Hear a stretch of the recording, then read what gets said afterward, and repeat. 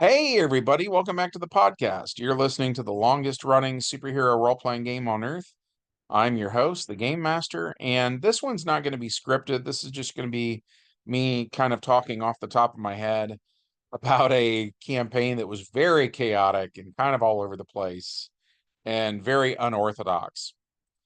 And the best place to start, I suppose, would be Battlestar Galactica. I know I have a lot of younger viewers who are not as familiar with like 80s TV shows, or 70s TV shows, as the case may be. So I'm going to real quick tell you the relevant part that you need to know for today's story. And that is just that Battlestar Galactica was originally a science fiction TV series made by Glenn Larson in the 1970s. And in it, there's a group of people from another planet, another world, and they are traveling through space, and their goal is to find Earth. And their expectation is that Earth is going to be this like amazing high-tech place. And along the way, they're being chased by a group of bad guys called Cylons, which is what we have pictured here in the channel art. So it ran for a while. It was pretty popular, but it kind of ran its course and got canceled. And the final episode is they receive a radio signal from Earth, and they're like, oh, hey, that's where Earth is. Hone in on that signal and set a course for Earth. And that's how the original Battlestar Galactica ends, to the best of my knowledge. Um, I was pretty little when it was on TV. And I've actually never watched it. Like, I've never bought the DVDs and just binged it or something like that. I've seen episodes here and there. Like one will pop up on YouTube or something like that, and I'll check it out. But I am by no means like an expert when it comes to Battlestar Galactica. Uh, my good friend Jason Seidner is an expert, and he has like a catastrophic irrational attraction to Battlestar Galactica. It's like his favorite thing ever. And so he was helping me out with this campaign, giving me information about it. And I think it was through him that I found out that they had made a spinoff that I never knew. And the spinoff was called Galactica 1980. And as it turns out, when the original Battlestar Galactica was canceled, there was this letter writing campaign to bring it back. And a similar thing happened actually with the original 60s Star Trek. And so Glenn Larson had a meeting with some of the studio execs, and they basically said, we'll let you bring it back, but it has to be way cheaper to make. And so the way they did that was to have it set on modern day Earth.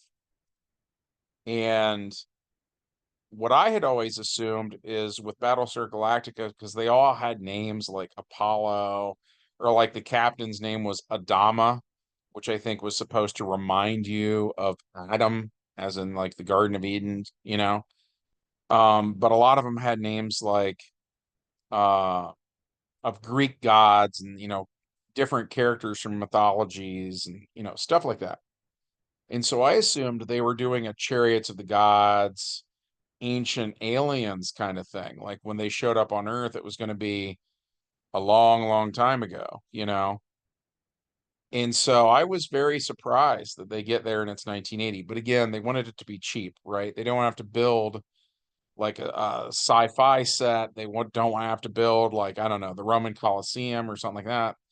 All they really want to do is have a couple of the guys from the ship go to Earth on these flying motorcycles that they gave them and have adventures. They did a similar thing, by the way, with Planet of the Apes, where some of the apes went to Earth at one point because the studio said make it cheaper. But I'm kind of off topic. So, in Galactica 1980, the heroes come up with this plan because the problem is they get to Earth, it's low tech. They don't have lasers and spaceships and stuff like that. Not at the level, I mean, that, the heroes do. You know what I mean? It's like they had the space shuttle, but that's not what I'm talking about. I mean, they don't have starships and warp drives and things. So at any rate, they're very dismayed by this because they think the Cylons are going to wipe out the Earth, right? So the good guys come up with this plan, which is let's go down kind of hush hush. Let's approach people behind closed doors who have something to do with like science and government. And let's give these guys, like Lockheed Martin would be a really good example, right? Where if you uh give them like say a Cylon, attack vehicle, right? They could then take it apart, figure out how it works, and start building better stuff for like the United States Air Force. So the thing that we noticed, and part of this is because again, Glenn Larson made that show, right? So Glenn Larson also made Knight Rider in 1982, and he recycled a lot of the ideas. So, for instance, Kit, which is the name of the car from Knight Rider, his name is an acronym, which stands for Knight Industries 2000. Well, so Knight Industries is a organization that deals with science because they made Kit. And there's a bunch of episodes of Knight Rider where a Knight Industries scientist gets kidnapped or something, and David Hasselhoff has to go save him. At any rate, though, they not only deal with science, they fund the other group you hear about all the time on that show, which is called the Foundation for Law and Government, or FLAG for short. And they deal with criminals who operate above the law. And so the thing is, we then have a perfect fit for what the good guys were doing in Galactica 1980. And then not only that, Glenn Larson loved the visor effect that the Cylons had, where it's this sort of like black glass visor, but then there's this red light that moves left to right, right? And so he put one of those on the front of Kit. And so we started to connect the dots, and we're like, wait a minute, because like Kit had all these things he could do. Like, first of all, it's artificial intelligence with a human-like personality in 1982, right? So we're talking like this predates the 8-bit Nintendo. And we're like, well, we don't think, like, how did they even build Kit in 1982? Well, the answer in our minds became because Kit is reversed engineered Cylon tech, right?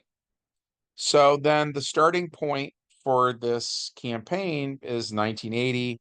We run some stuff with the Battlestar characters. They kind of hand off the tech to people at Knight Industries.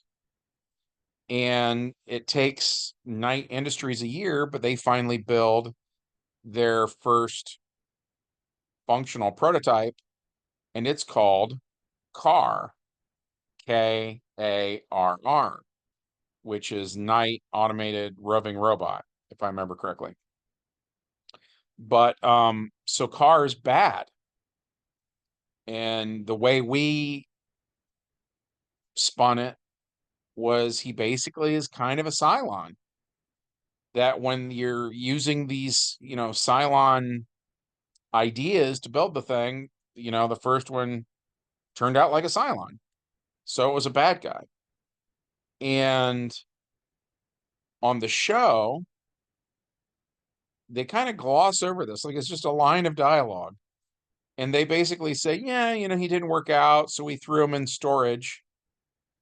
And it took us another year to build Kit. And so then Kit was finished in 1982 then, right? But for me personally, I'm like, wait a minute. So like Car is a problem. And on paper, by the way, Kit and Car both look an awful lot like Superman. Like if you look at the Golden Age Superman where he couldn't fly yet, but he could jump, both of those vehicles had a feature called Turbo Boost, which enabled them to jump. If you look at, faster than a speeding bullet or whatever, if you look at how fast Superman could actually run, that's pretty close to like turbo pursuit mode, top speed type stuff, right? So on paper, and I forgot to mention it, uh, fans my age totally will know. Young fans might not know at all, but Kit was also bulletproof, I feel like is putting it mildly. I would say invulnerable. Kit was very, very tough. Carr was, cut from that same cloth. So he's also very, very, very tough. And so I was like, well, let's do an adventure about how do you defeat Carr and put him in storage as you guys kind of go back to the drawing board and correct whatever problem made him go bad. And so we ran that one, and the player characters couldn't think of anything. Which, by the way, something I do, and I don't want to make it sound like I'm throwing anybody under the bus.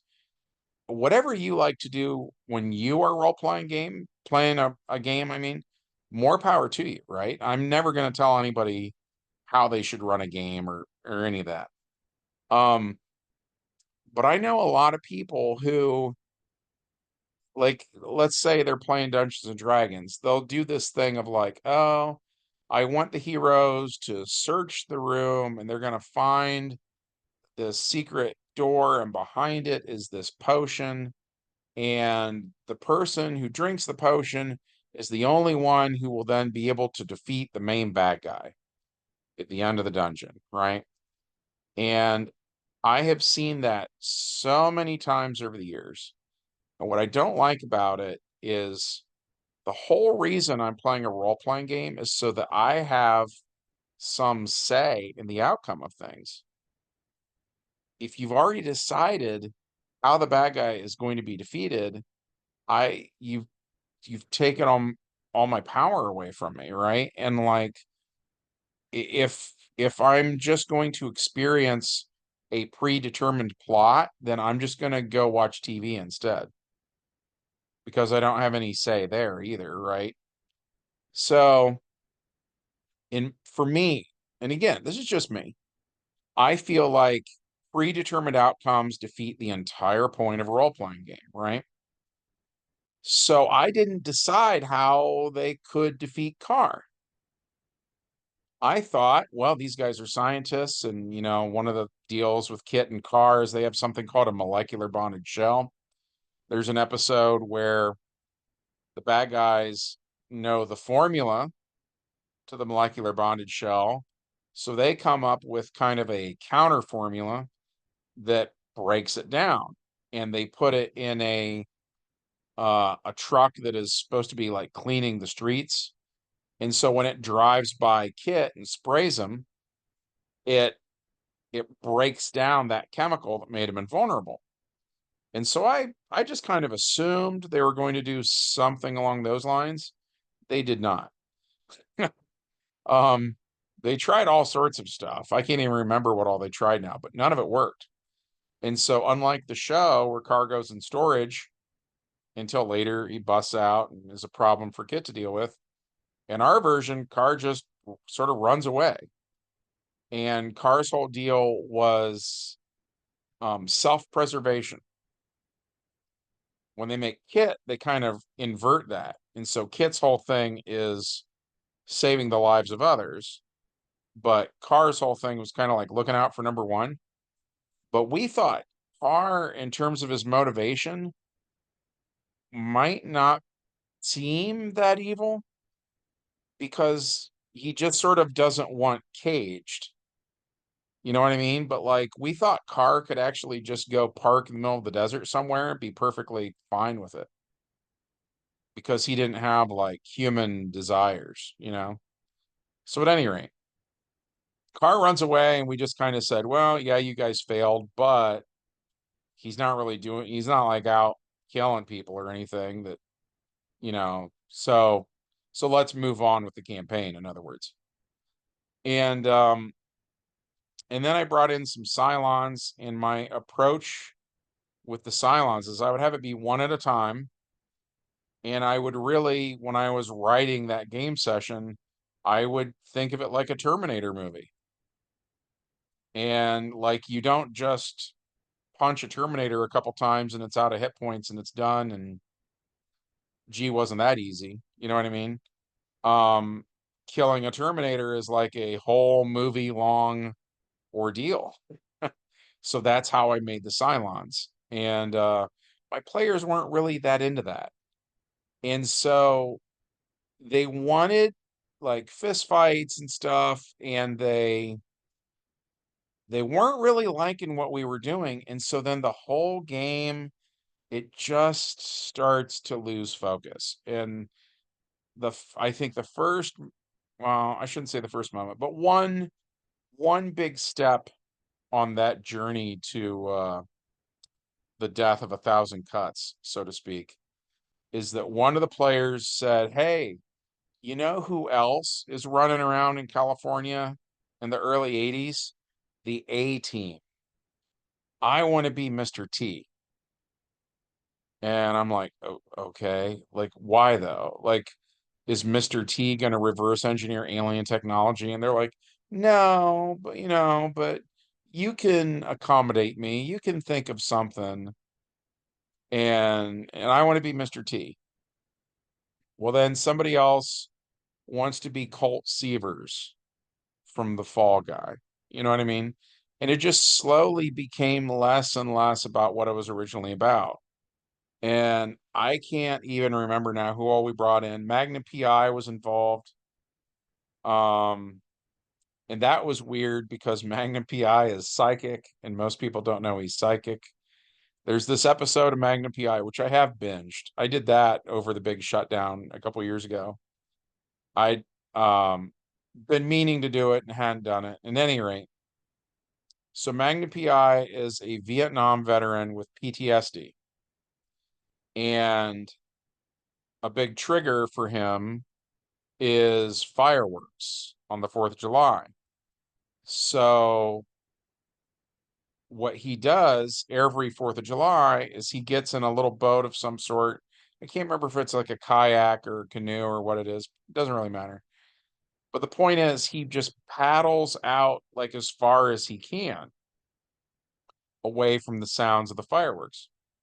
Well, so since it's the 80s, there's some young people on a speedboat, and I can't remember now in the episode if it's they're doing lines of coke or if they're just drunk or what it is, but at any rate, so they hit Magnum on his little boat, and they continue on their merry way and are so blitzed out of their minds they don't even know they hit anybody. And so his boat sinks or something, and he has to tread water. And that becomes kind of the focus of this episode is he has to like tread water for 48 hours or something weird. Um, and so I kid you not, he summons his friends with telepathy as if it was Aquaman summoning fish. And like they literally show because he works for this guy named Higgins, and Higgins is like, I don't know, trimming roses in a flower bed or something. And he like stops what he's doing and kind of like looks up and he sort of just looks off to the side. And he's like, Magnum is in danger. And then they go to he's got a friend named Rick, and he owns a nightclub, and he's gonna hook up with a couple girls over the weekend or something. And he does the same thing. He kind of looks off to the side. He's like, Magnum needs help. And there's another guy named TS that flies a helicopter, and same thing again, right? And so they all go get in the helicopter and fly around, find Magnum to save his life. Magnum PI got really weird about stuff like that. There was another Magnum PI episode where I'm so off topic. I'm sorry. I'll just do this quick. There's there's this episode where there's like a Hollywood actress or something in the 1940s, and she had an affair or well, so people are seeing her ghost. That's the point. They're seeing her ghost, and then at the end of the episode, you kind of find out she had like an affair or something like that, and she had a baby nobody knew about. And so this little girl grew up and looks exactly like the mom. So it's not a ghost. It's the girl, and she's like going to a beach wearing her mom's dress. And there's some old man that knew the actress or whatever, and he's like really rattled by this, and he's bad somehow. So the chick screwing with this guy is treated as a good thing, right? And so when the episode is over, the chick's hot, so Magnum like goes on a date with her, and she's like drinking wine and laughing or something, and he like looks over at the beach and sees the ghost of her mom and is like, "What?" And he like turns and looks back at the chick, and she's still laughing and drinking wine or whatever. Looks back over at the beach, and she's gone. So, yeah, Magnum PI actually was science fiction slash fantasy, and just never advertised it.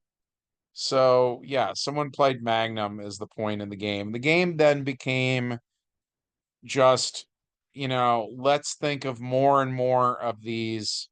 It really just at that point had to be a TV show, and it had to be set in California in the 1980s. And if you can think of something that falls into that category, chances are we did it. And they were all running around together.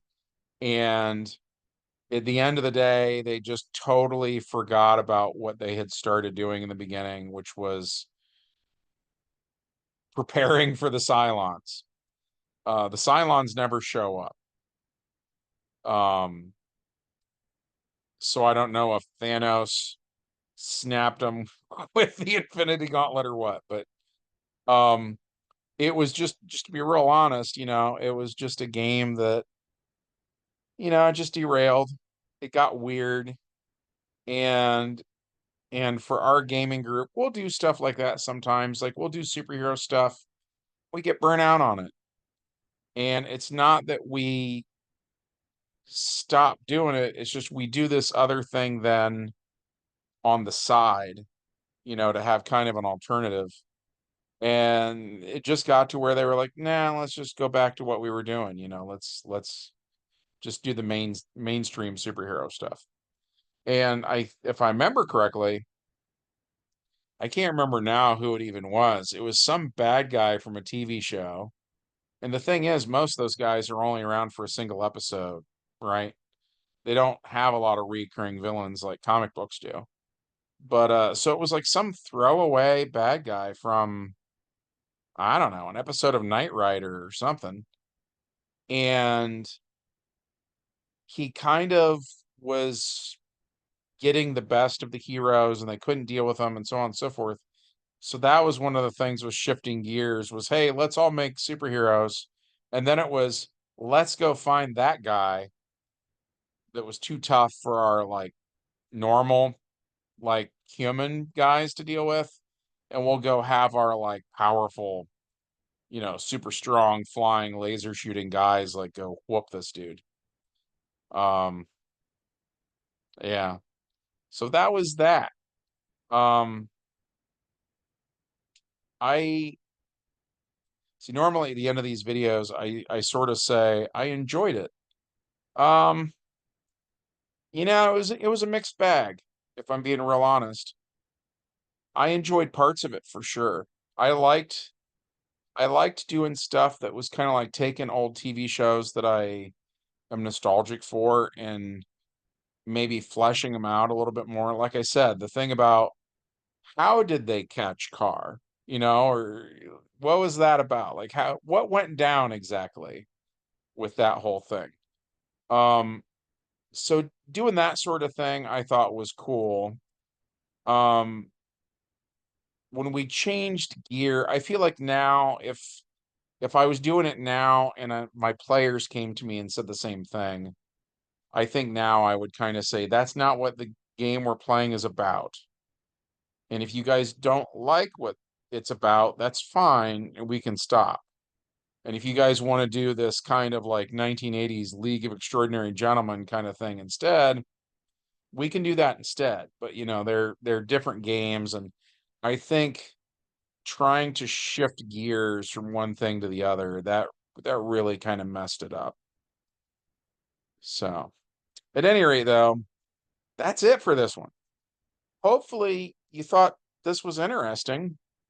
Um, I know I've had a couple of people write me, and they say they really enjoy actually hearing less about sort of the in-game story and more about some of the out of game shenanigans and some of the process of planning a game and you know stuff like that.